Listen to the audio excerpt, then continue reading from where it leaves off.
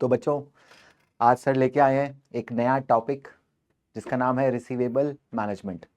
तो हमारी financial accounting की ये जो कैप्सूल सीरीज है, इसके 6th लेक्चर पे हम आ गए हैं बच्चा। तो अगर आप अभी तक जुड़े हुए हैं इसमें और आप लेक्चर 6 तक आ गए हैं तो बिल्कुल सही जा रहे हैं, एकदम सही सक्सेस की तरफ जा रहे हैं आप लोग। बने रहिए ऐसे ही, सारे सेशन को जल्दी जल्दी बिंज वॉच करिए। भाई किस तरीके से आप एक सीरीज को खत्म करते हैं, 1 दिन में 2 दिन में, तो इस सीरीज का भी वही बेनिफिट लेना है बच्चों।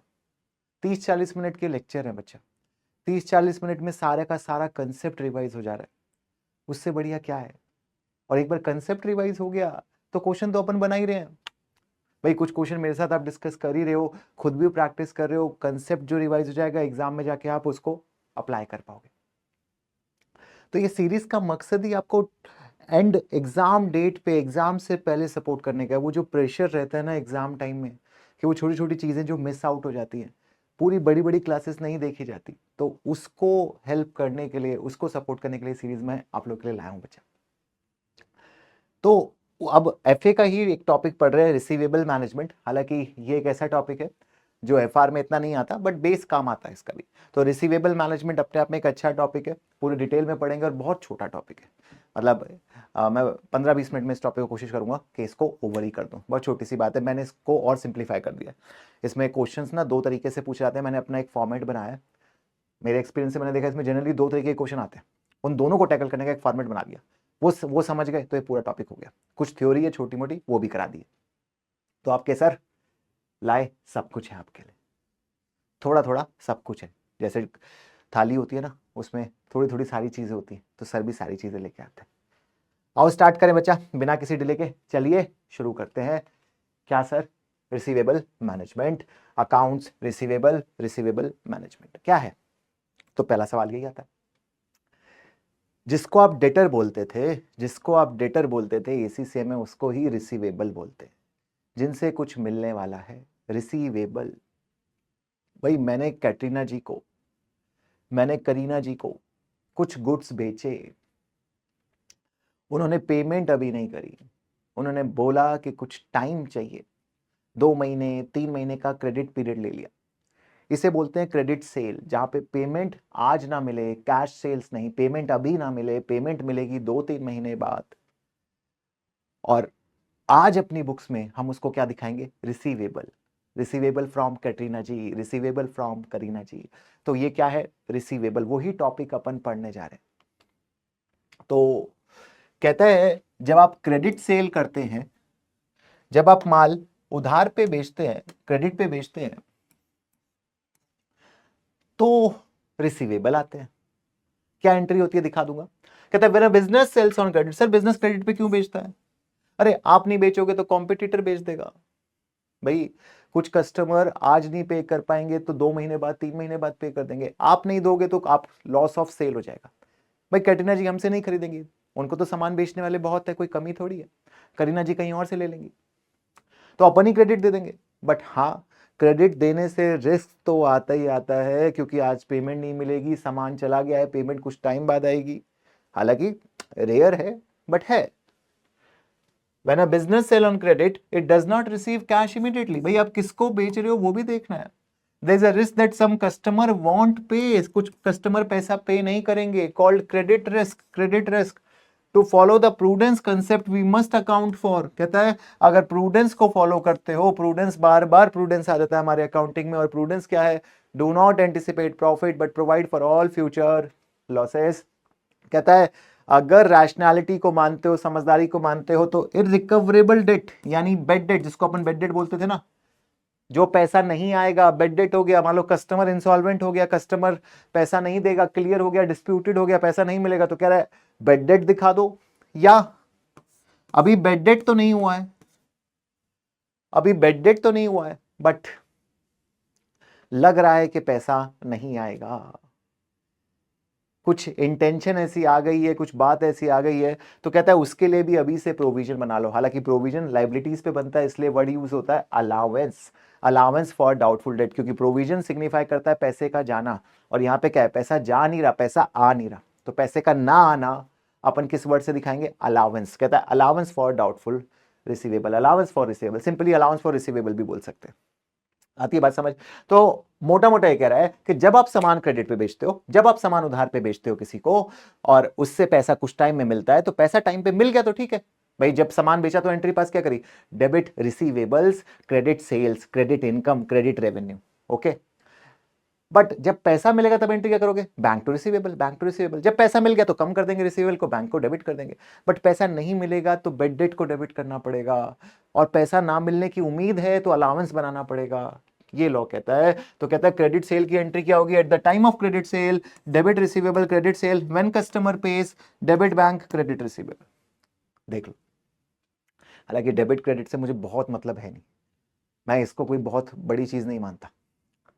डेबिट क्रेडिट से भी ऊपर बात क्या है, डेबिट क्रेडिट से ऊपर बात है फाइनेंशियल स्टेटमेंट पे इंपैक्ट, हर चीज का विजुअलाइजेशन ऑन फाइनेंशियल इंपैक्ट। आप समझो कि रिसीवेबल को मैंने डेबिट किया तो मेरा एसेट बढ़ गया, मेरा करंट एसेट बढ़ गया, ये तरीके से समझो। रेवेन्यू को मैंने अपने पीएनएल में प्रॉफिट बढ़ा दिया, मेरी इनकम बढ़ गई। पैसा मिला तो पीएनएल पे कोई इंपैक्ट नहीं आया, बैलेंस शीट पे इंपैक्ट आया। सर बैलेंस शीट पे क्या इंपैक्ट आया, बैलेंस शीट में मेरा बैंक बढ़ गया और रिसीवेबल कम हो गया। ये चीज अगर सीखते हो, इस तरीके से पढ़ते हो, तब देखो पढ़ाई का मजा, उस विजुअलाइजेशन का मजा। जो बच्चे अटकते हैं ना, वो अटकेंगे नहीं कभी भी। आपको सिर्फ ये विजुअलाइजेशन करनी है, इतना कोशिश करो।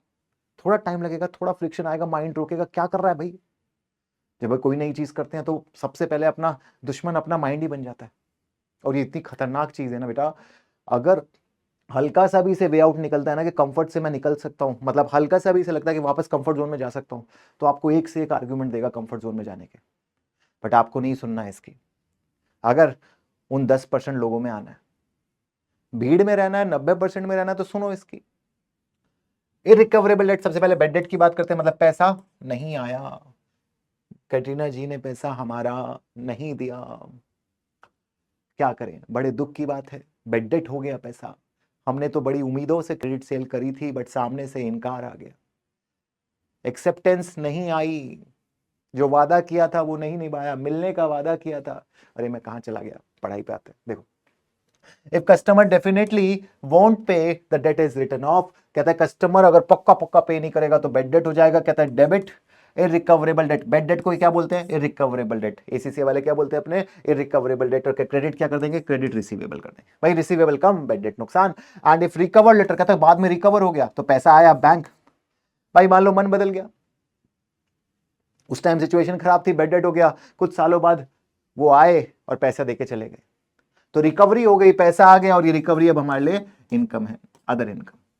भाई अब ये तो रिकवरी इनकम हो गई ना बच्चा, क्योंकि आपने रिसीवेबल का अकाउंट तो क्लोज कर दिया था। अब जो पैसा आया, जो लॉस मान लिया था, वो वापस आ गया, वो कमाई हमारी इनकम है। अच्छा, वो भी समझ आ गया सर। चौथा आइटम क्या है, चौथा इस टॉपिक में क्या है, अलाउंस। सर अलाउंस का क्या मतलब है, प्रोविजन फॉर डाउटफुल डेट बोला है। हालांकि हम IAS 37 की वर्डिंग असेट के लिए यूज नहीं कर सकते, बट ये मैंने आपको समझाने के लिए लिखा है सिर्फ, कि सेम नहीं है, प्रोविजन ही है। आने वाले खतरे का आभास हो जाता है अकाउंटेंट को। आप ऐसे हल्के में ले रहे हो क्या अकाउंटेंट? अकाउंटेंट खतरों को महसूस कर लेते हैं, इंट्यूटिव है अकाउंटेंट, समझ जाते हैं क्या होने वाला है, और बड़े प्रूडेंट हैं अकाउंटेंट। खुशियों की कोई रिकॉर्डिंग नहीं करते, जब तक वो सत्य ना हो जाए तब तक हो ना जाए, उसका कोई जिक्र नहीं, कोई बातें नहीं। बट दुख की, मुश्किलों की पहले से प्रिपेयर करके चलते हैं, बड़े रैशनल हैं अकाउंटेंट। इसलिए तो सबसे पैसे वाले हैं अकाउंटेंट।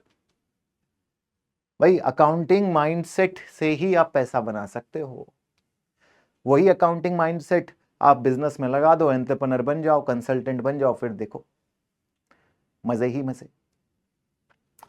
क्या कहता है, if there is a possibility of non payment, example customer in financial trouble, we do not write off bad debt and create an allowance. कहता है अभी लग रहा है कि भाई तुम्हारे से नियत ऐसा लग रहा है, इंटेंशन ऐसी लग रही है कि शायद पैसा नहीं आएगा, अभी बेड डेट तो नहीं हुआ है बट लग रहा है, तो कहता है अभी से इसके लिए बना लो प्रोविजन। प्रोविजन कैसे बनाते हो, expense to provision, expense to provision. तो यहां भी क्या, debit if allowance need to be increase, बढ़ाना है तो एक बेड डेट को बढ़ाओगे और अलाउंस को क्रेडिट करोगे। अगर गिराना है, मान लो लग रहा है गिर रहा है, तो उल्टी एंट्री हो जाएगी।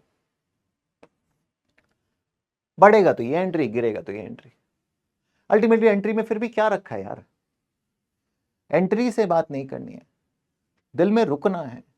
आते जाते तो बहुत, एंट्री एग्जिट तो इस दिल में कईयों ने करी, रुके बहुत कम हैं। तो रुकोगे क्या, रुकना कैसे, रुकोगे कैसे, पीएनएल बैलेंस शीट में जाके रुक जाना है, थम जाना है। अगर आपका अलाउंस बढ़ रहा है तो आपका प्रॉफिट कम होगा, नीचे रिसीवेबल कम होगा। अगर आपका अलाउंस घट रहा है तो आपका प्रॉफिट बढ़ेगा, अलाउंस भी सॉरी रिसीवेबल भी कम से घटेगा। ठीक है सर, बट सर क्वेश्चन कैसे करेंगे, क्वेश्चन की कोई टेक्निक है क्या आपके पास? ये मेरी टेक्निक आ गई, अभी आपको कहीं मिलेगी नहीं, ये किसी किताबों में नहीं है, ये सर के पास मिलेगी, ये सर का टेक्निक है। क्या टेक्निक है सर? तो टेक्निक ये है कि मैंने देखा है कि 2 टाइप्स ऑफ एग्जाम क्वेश्चन आते हैं एसीसीए में। एक में कई बार वो पीएनएल में पूछता है या बैलेंस शीट में पूछता है। मैं दोनों के एग्जाम्पल कराऊंगा, पीएनएल में पूछता है या बैलेंस शीट में पूछता है, कि पीएनएल में क्या जाएगा, बैलेंस शीट में क्या जाएगा।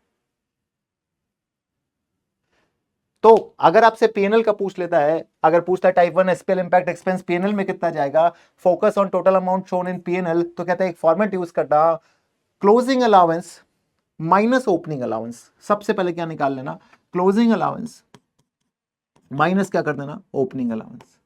तो आपको आ जाएगा आइदर इंक्रीज और डिक्रीज।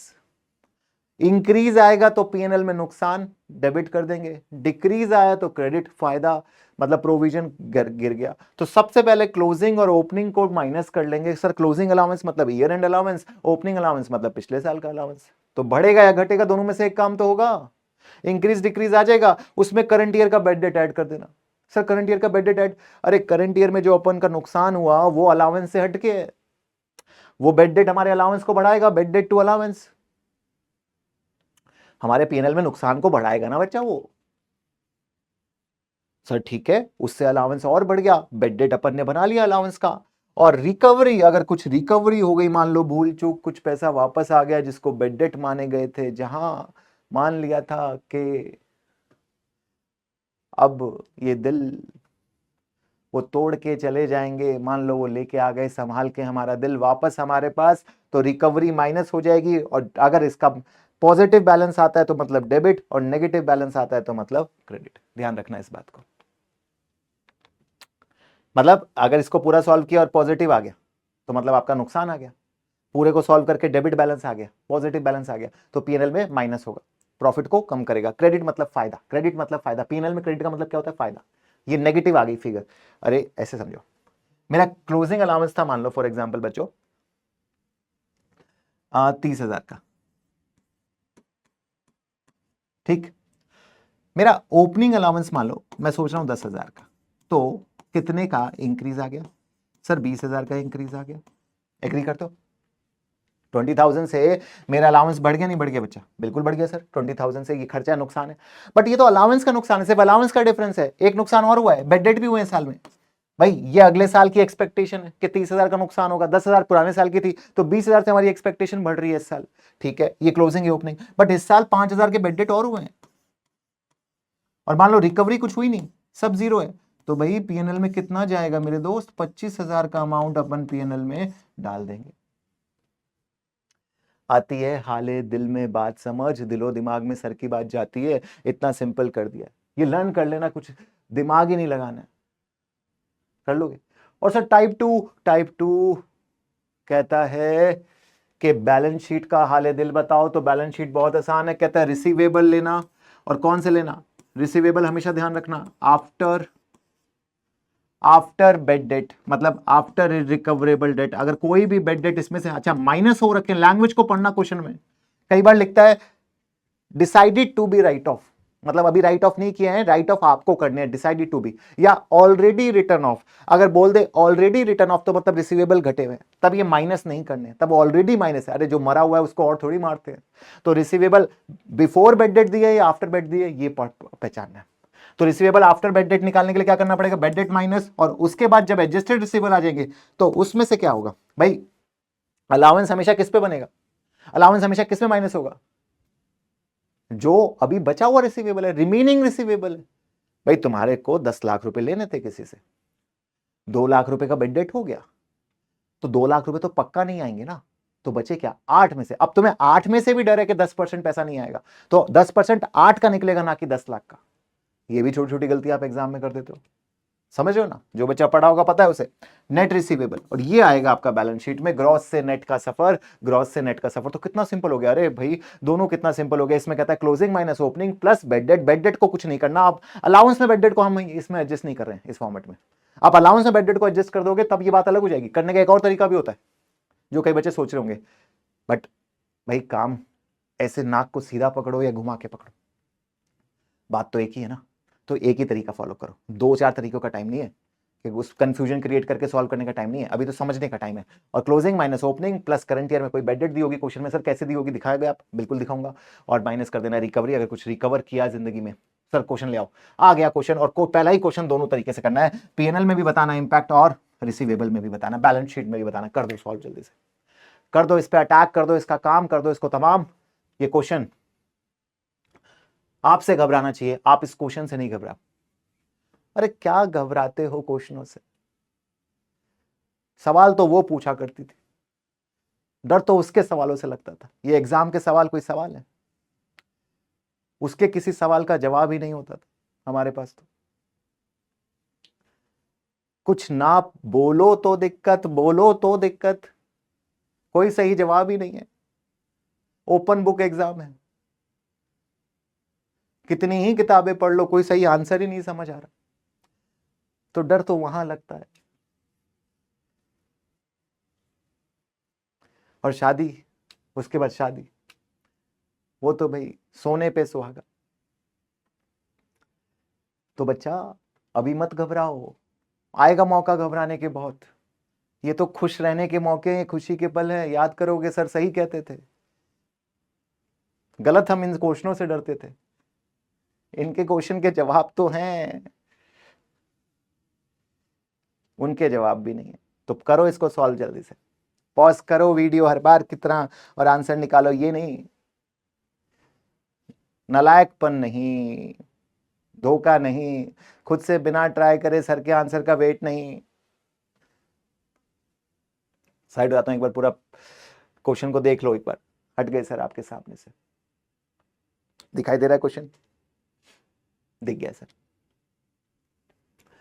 क्या है, कहता है at the start of year first July we company allowance for receivable 48, at the end of the year total trade receivable 838 companies had decided to. अच्छा बेड डेट, ये रिसीवेबल दिए हैं, ये बेड डेट दिए हैं। ये रिसीवेबल आफ्टर बेड डेट है या बिफोर बेड डेट है, आफ्टर बेड डेट है या बिफोर बेड डेट है, ये पीने के बाद का हाल है या बिफोर।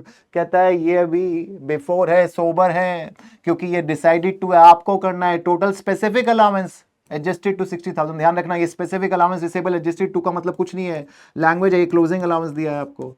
अरे सर क्लोजिंग अलाउंस है ये, हाँ अब मैं तो पता ही नहीं चल पा रहा था। अरे स्पेसिफिक अलाउंस एडजस्टेड टू इतना, बैलेंस अलाउंस एडजस्टेड कितना हुआ है, इतना हो गया, वो ध्यान रखना।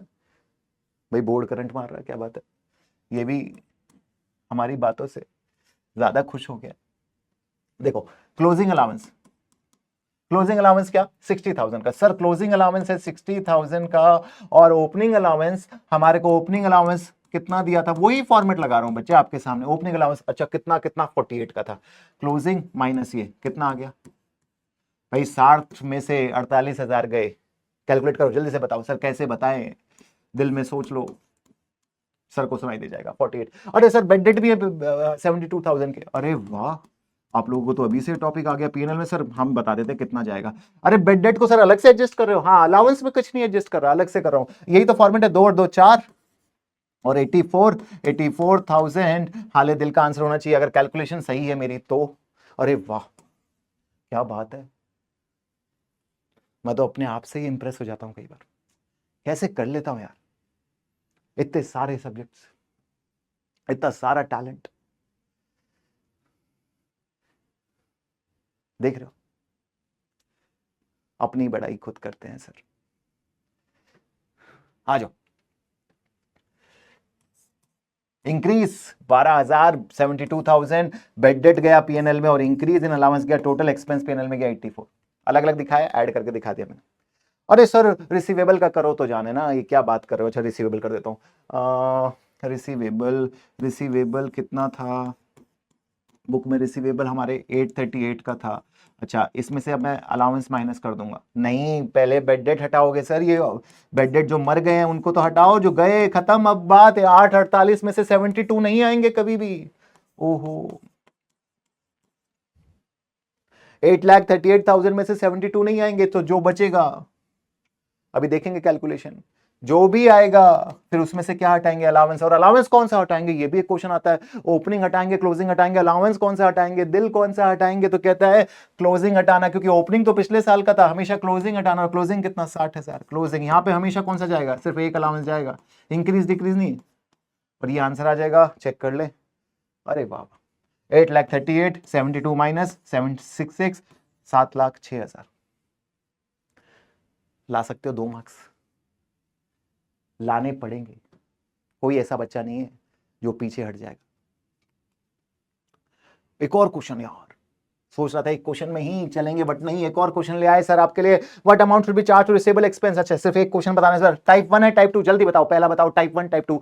सारे बच्चे चैट बॉक्स में दो। अरे चैट बॉक्स तो ही नहीं, आदत है ना सर को, बट मैं विजुअलाइज कर लेता हूं। टाइप 1 टाइप 1 टाइप 1 सबका लिखा है, वेरी गुड। और जल्दी से आंसर टाइप कर दो, सबके आंसर आ गए हैं, बिल्कुल। At 31 December company receivable total 4 lakh and allowance for receivable 50,000 had been brought forward from previous year. ओहो, द कंपनी डिसाइडेड टू मतलब अभी राइट ऑफ नहीं किया है, adjust the allowance 10% of remaining receivable. तो जो यहां पे आप गलती करते हो ना, वो भी मुझे पहले से पता है। ऐसे ही थोड़ी बच्चों, पता चल जाता है दिलो दिमाग में क्या चल रहा है। आपकी हिस्ट्री, आपके दिल की भी और आपके यूट्यूब की भी सारी पता है सर, क्या चल रहा है पहले से ही पता है। क्या गलती करोगे भाई, मोस्ट ऑफ द बच्चे मालूम है क्या करते हैं यहाँ पे, करना खुद से। अभी आ जाओ वीडियो पे वापस पॉज करके आ जाओ, आंसर लेके आएंगे। आप क्या ने, आपने क्या किया है, सबने क्या किया है, इस रिसीवेबल का 10% निकाल दिया ना, क्लोजिंग अलाउंस। अरे मेरे जान के दुश्मन, मेरे दोस्तों, सर की जान नहीं लेना, समझो। 4 लाख में से 4 लाख का 10% नहीं बनाओगे, अभी 4 लाख में से कुछ तो चले गए ना, कुछ तो खराब हो गए। कितने खराब हो गए सर, 50,000 खराब हो गए 4 लाख में से। ओहो, 50,000 का कबाड़ा हो गया सर। ओहो मेरा बच्चा, 50,000, 3.5 लाख रुपए, 3.5 नहीं, अलाउंस कितना, नहीं बेड डेट हटाएंगे ना। ओहो, हो जाती है छोटी छोटी गलतियां। 38,000 बेड डेट हो चुके हैं, 48 खत्म हो चुके हैं। तो भाई 10% अलाउंस, जो क्लोजिंग अलाउंस बनाना है, रिमेनिंग का बनाना है, रिमेनिंग रिसीवेबल का बनाना है। यहां पे लिखा भी है क्लियर, और लॉजिकल भी है, ना भी लिखा हो तो भी ध्यान रखना। तो जो फिगर आएगी ना, उसका 10% बनेगा बच्चा, फिगर का 10%। कहता है gross receivable 4 lakh, right of 38, remaining receivable 438, 3,62,000, इसका 10% बनेगा। ये क्लोजिंग अलाउंस है। ओपनिंग अलाउंस क्वेश्चन में कितना दिया हुआ है, 50,000। क्लोजिंग कम है, ओपनिंग ज्यादा है, तो 13,800 की मूवमेंट आ गई, डिक्रीज आ गया 13,800 का, और ये फायदा आ गया। तो ये पीएनएल में क्रेडिट हो जाएगा, और जो बेड डेट है वो करंट ईयर का ऐड हो जाएगा। तो बेड डेट कितना, बेड डेट 48 का, 13,800 का, नेट में नुकसान कितना आया, 24,200 का। तो सेम क्वेश्चन है, फ्लेवर थोड़ा सा अलग है, मजा थोड़ा अलग है, हर बात की थोड़ी थोड़ी डिफरेंसेस है, थोड़ा थोड़ा सा फर्क है, वो बच्चों को समझ लेना है और कर लेना है। कर लेंगे सर, ये आपका टॉपिक है। छोटे से theory last, aged receivable analysis. Aged receivable analysis, ये थ्योरी भी मैंने देखा है, बहुत क्वेश्चन आते हैं, बच्चों को पता ही नहीं होता क्या है। तो ये क्या है, ये एक स्टेटमेंट बनती है, कंपनी के पास एक डॉक्यूमेंट बनता है जिसमें ना रिसीवेबल की एज लिखी होती है। मतलब जैसे हमारे रिसीवेबल थे कैटरीना जी की, करीना जी की, उनकी एज नहीं लिखी होती। कैसी कैसी बातें करते हो, उनकी एज नहीं लिखी। हमें कस्टमर की एज नहीं लिखनी, हमें ये लिखनी है कस्टमर से पैसा जो ड्यू था उसकी कितनी एज हो गई है। मान लो किसी customer, the unpaid amount are grouped into time period 0 to 30 days, मतलब अभी रिसेंटली ड्यू हुआ है, बहुत बड़ा कंसर्न नहीं है। 31 से 60 डेज मतलब स्लाइटली लेट, 61 से 90 days more delayed, 90 plus seriously overdue. Example है, कोई फिक्स नहीं है, इंडस्ट्री टू इंडस्ट्री वेरी करेगा कि कब कंसर्न माना जाएगा। बैंकिंग में अलग हो सकता है और किसी इंडस्ट्री में अलग हो सकता है। तो एक एग्जांपल दिया कि इसमें ना अपन ये लिखते हैं कि पता कर सके कि कौन से कस्टमर कम डिले हुए हैं, कौन से ज्यादा डिले हुए हैं, कौन से बहुत ज्यादा डिले हो गए। अब जिनके लिए बहुत कंसर्न हो गया, जिनको शायद बेड डेट दिखाना पड़ेगा, कईयों को कॉल करने से काम चल जाएगा, रिमाइंडर और भेजने पड़ेंगे। तो यही है, ये शेड्यूल होता है। Why it is important, it help business to know which customer are not paying on time, send reminder or notices, take quick action like stopping more credit if many debts are unpaid for too long. भाई आपको पैसा आ ही नहीं रहा, एक दोस्त है जो कहीं हर बार पैसे ले लेता है, तो बार बार क्यों दिए जा रहे हो उसको? पुराना डेट ही इतना लंबा हो गया कि कब से उसने पुराने, आप कहते नहीं हो भाई तुझे 6 महीने हो गए हैं, तूने वो ही नहीं दिया है मेरा फंड। बट हर कोई सेम लेवल पे डिले थोड़ी कर रहा है, आपको रिकॉर्ड अलग अलग रखना पड़ेगा। तो वही बात है एजेड रिसीवेबल एनालिसिस। तो रिसीवेबल की एजिंग करना पुराने से नए एज करना, जितना जितना ज्यादा पुराना हो चुका है उतना ज्यादा रिस्की हो चुका है। और लास्टली जाते जाते ट्रेड रिसीवेबल का अकाउंट भी देख लो कि कैसा दिखता है ये अकाउंट। सर कैसा दिखता है? तो ये आपके सामने दिख रहा है, देख लो।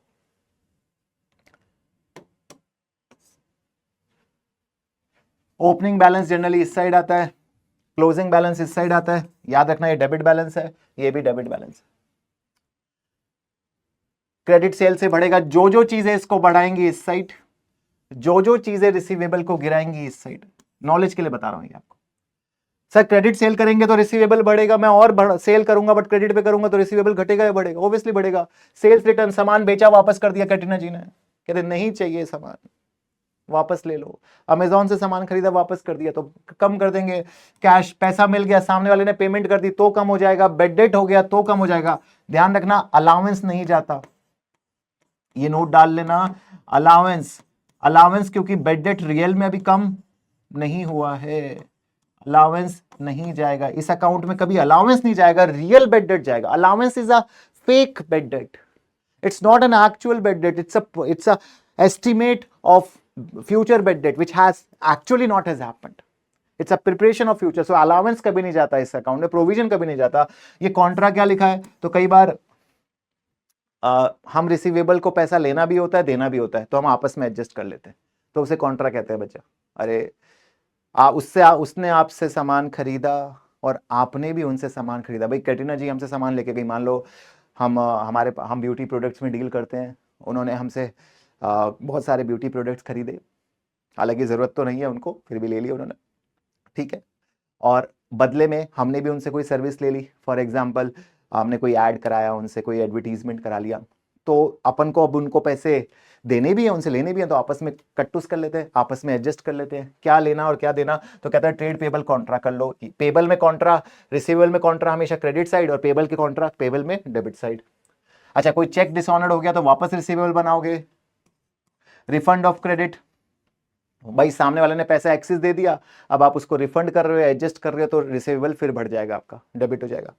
अरे देखो ना, पैसा आप वापस करोगे तो डेबिट कर दोगे ना रिसीवेबल को, पैसा अगर ज्यादा आ गया तो, और क्रेडिट क्या कर दोगे? बैंक कर दोगे। डिसऑनर हो गया तो वापस बना लोगे। आपको सामने वाले से मिलने थे 10,000, उसने दे दिए 12,000, तो आपके पास 12,000 आ गया, आप रख लोगे या वापस करोगे? तो जब वापस करोगे तो वापस करने से भी डेबिट हो रहा है, लग रहा है कि ये अकाउंट, क्योंकि एक्सेस क्रेडिट हो गया था ना, आपने जब उससे पैसा एक्सेस आया तो आपने उसे क्रेडिट एक्सेसली कर दिया। भाई 10 का 12 से क्रेडिट कर दिया, अब खत्म करने के लिए 2 से डेबिट करके उसे क्रेडिट कर दोगे। समझना इस बात को। तो ये आपका रिसीवेबल अकाउंट। एंड में रिसीवेबल अकाउंट पे भी थोड़ी चर्चा कर ली। भाई रिसीवेबल की बात करें और रिसीवेबल अकाउंट की बात ना करें तो कैसी बात की हमने? तो ये आपका मस्त मौला टॉपिक रिसीवेबल मैनेजमेंट, सारा कुछ अपन ने कवर कर लिया। आपके लिए क्या रह गया? क्वेश्चन प्रैक्टिस करो, और वैरायटी ऑफ क्वेश्चन प्रैक्टिस करो। कंसेप्ट यही, फंडा यही है। सर ने पूरा फंडा आपको शॉर्ट में समराइज कर दिया। आया समझ? अच्छा लगा? मजा आया? तो जल्दी से क्वेश्चन सॉल्व कर लो, जल्दी से प्रैक्टिस कर लो, एक बार माइंड मैपिंग कर लो दोबारा से। एंड में जाते जाते माइंड मैपिंग करा दें सर करा दो। तो इस टॉपिक में क्या क्या था? पहला बात था 2 टाइप के क्वेश्चन आते हैं, टाइप 1 टाइप 2। टाइप 1 क्वेश्चन में closing allowance minus opening allowance plus bad debt minus recovery, answer आ गया। टाइप 2 क्वेश्चन में receivable minus bad debt if they are not adjusted, अगर है तो नहीं करोगे, and then calculate allowance and minus always closing allowance, खत्म बात। दूसरा, there is one theoretical topic in this, that aged receivable analysis, why it is prepared to know the age of receivable, to know which receivables which receivables are paying are delayed more than 1 month, 2 month, how much they have delayed, we will know from the aged receivable analysis. And finally, we discuss about the trading account, the receivable account. All items were simple. There were 3 new items. One is contra, which is going to reduce the receivable, minus from the receivable. Then another thing, 2 new items were dishonored check and refund of excess credit. तो अलविदा लेते हैं आज के लिए आप लोगों के साथ, मिलेंगे फिर नए सेशन में, तब तक के लिए bye bye all of you, take care, Tata.